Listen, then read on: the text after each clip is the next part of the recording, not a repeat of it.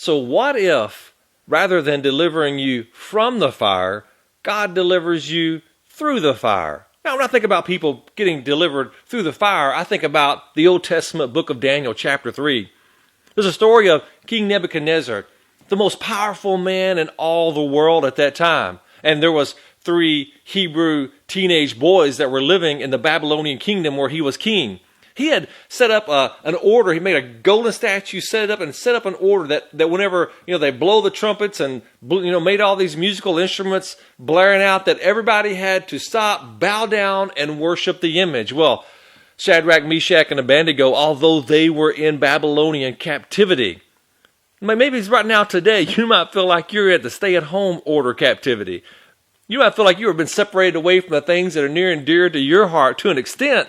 And that's the way it was for Shadrach, Meshach, and Abednego. Man, they were separated from everything near and dear to their heart, except they held on to their conviction, their devotion, and their zeal for the Lord. So, as a result of this, they would not bow down to the golden image. They wouldn't compromise. They wouldn't kneel down. They would not compromise on their devotion.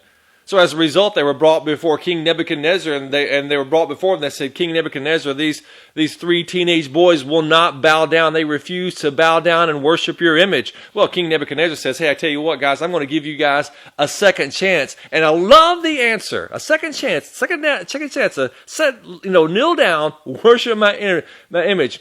I love the answer Shadrach, Meshach, and Abednego give Nebuchadnezzar. Listen to this. Here's the answer. Shadrach, Meshach, and Abednego replied to the king, Nebuchadnezzar, we don't need to give you an answer to this question. Now, no one talked to Nebuchadnezzar like this. Continue reading. If the God we serve exists, now you have to understand, this is not a question that Shadrach, Meshach, and Abednego have. It's a question Nebuchadnezzar has. But so they're forming this in a question for his question. If the God we serve exists, then he can rescue us from the furnace of the blazing fire, and he can rescue us from the power of you, O king. And here's the best statement of all, verse 18. But even if he does not rescue us, we want you as king to know that we will not serve your gods or worship the golden statue that you have set up.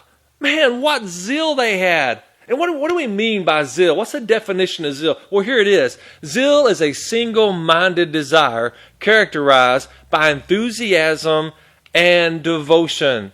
Man, Shadrach, Meshach, and Abednego, they definitely found themselves in a crisis situation. But look at their zeal. Look at their enthusiasm. Let me ask you a question, dear friend. How is your devotion for the Lord Jesus today? How is your zeal for the Lord today? How is your enthusiasm? So, how does a person grow in devotion, zeal, and enthusiasm? Well, think about this. Think about the people who are most devoted to their families. Now, why are they devoted to their families? Well, they're devoted to their families because they've made a massive investment. Investment of all types, an investment of time, investment of emotion, investment of every aspect that you can invest into. They invest into the family. And here's the thing. The people who invest the most into their family are the most devoted. And the people who are the most devoted are the ones who invest the most into their family. So the answer is very simple. If we're going to grow in our devotion and our zeal for the Lord, then it takes investment. And we're going to want to invest. And the more we're devoted, the more invested we'll be. And the more we invest, the more devoted we will be. It all kind of jumbles up together. So, but why is it important? Why is it important for you to be devoted? Because just like Shadrach, Meshach, and Abednego, their devotion was so much more powerful than the fear. They were afraid of the fiery furnace. But because of their zeal, it overpowered that fear. Now, here's what the Apostle Paul says. He says, for our momentary light affliction, and we put crisis in there, for our momentary light crisis is producing for us an absolutely incomparable eternal weight of glory. So we do not focus on what is seen, but on what is unseen. For what is seen is temporary, but what is unseen is eternal. Now, right now, we're seeing the fire. We're seeing the crisis. We're seeing the uncertainty. We're seeing the fear. But listen to what the Apostle Paul is telling us. He said, we don't focus on what is seen, but we focus on rather what is unseen. So we trust the Lord today. So here's what I want to ask you, dear friend.